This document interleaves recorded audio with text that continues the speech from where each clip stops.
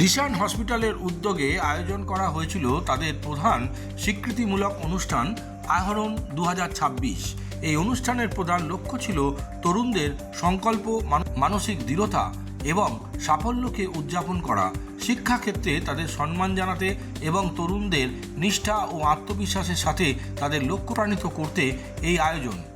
এখানে শিক্ষার্থী, অভিভাবক, শিক্ষাবিদ এবং শিক্ষা ও স্বাস্থ্যসেবা ক্ষেত্রের বিশিষ্ট ব্যক্তিত্বরা একত্রিত হয়ে এই অনুষ্ঠানটি পরিচালনা করেন। আহরণ শব্দটির অর্থ হল উপরে ওঠা বা আরোহণ করা। এটি প্রতিটি তরুণ কৃতির বিকাশ, সাফল্য এবং আত্ম আবিষ্কারের যাত্রাকে প্রতিকায়িত করে। এই উদ্যোগের মাধ্যমে দিশান হসপিটালের শিক্ষাক্ষেত্রে অসাধারণ ফলাফল অর্জনকারী শিক্ষিতদের স্বীকৃতি দেওয়া হয় এবং একই সাথে অধ্যাবসায়, নিষ্ঠা ও নিরন্তর শেখার গুরুত্বকে তুলে ধরা হয়।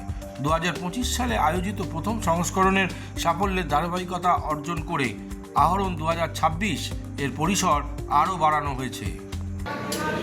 आरोहण का ये जो कॉन्सेप्ट है जो दिशन हॉस्पिटल ने शुरू किया है उसका ये तीसरा साल है। It is a small community based initiative basically to sort of commemorate or to honor or to appreciate all the children who have done exceptionally well in studies. It is just a small token of appreciation from the hospital side.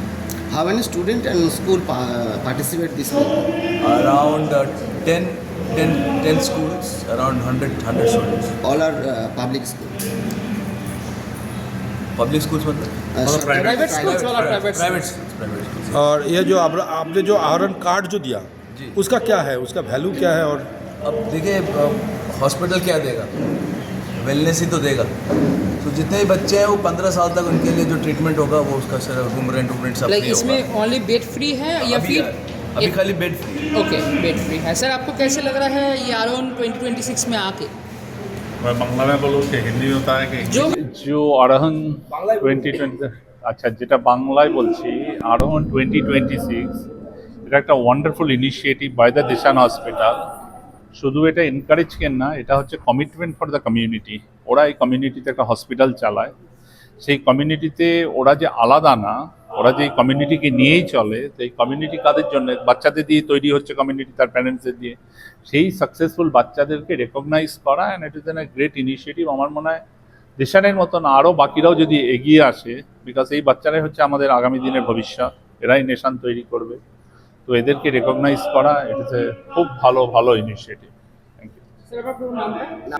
আমার নাম হচ্ছে professor শঙ্কু বোস, আমি হচ্ছে vice chancellor Amity university. কি বলবে আজকের এই মোমেন্টটাকে কিভাবে তুমি এক্সপ্লেন করবে বলো বাংলায়? এক্সপ্লেন করার শব্দ নেই, খুশি আছে আর মানে বিশ্বাস হচ্ছে না যে সত্যি এরকম আমি পেয়েছি। আই এম হোপিং যে আজও এরকম কিছু হবে, আমার ভালোই হবে। আগামী দিনে কি ইচ্ছা রয়েছে তোমার? আমি ইচ্ছা শুধু খুশি থাকার, মা বাবাকে খুশি করা। পড়াশোনা অফকোর্স আগে কলেজ কি ধরনের? সাইকোলজি দিয়ে পড়তে চাই আগে, আচ্ছা, গ্রাজুয়েশন করে। এই প্রোগ্রামটা দিশান তোমাদের যেটা প্রিভিলেজ কার্ড দিল, এরকম যে একটা তোমাদের অনুষ্ঠান হচ্ছে, কি বলবে মানে আজকে কিরকম লাগলো? আজকে প্রিভিলেজ কার্ডটা পেলাম, ভালো রেজাল্ট হয়েছে, তো সব কিছুই খুব আনন্দের ব্যাপার। আজকে এখানে দাঁড়িয়ে খুবই আনন্দিত লাগছে নিজেকে। বাবাও এসেছে সাথে, তারাও খুশি, মাও খুশি বাড়িতে। তো মোটামুটি খুবই ভালো লাগছে। এরকম রেজাল্ট হবে আশা করি। এখানে দাঁড়িয়ে আজকে খুবই ভালো লাগছে। আগামী দিনে কি ইচ্ছা? আমি আপাতত নিট দিয়েছিলাম, আবার রিনিটের প্রস্তুতি নিচ্ছি। তো বড় হয়ে ডাক্তার হওয়ারই ইচ্ছা। কি নাম? তমালি পাল, DPS রুবি পাল।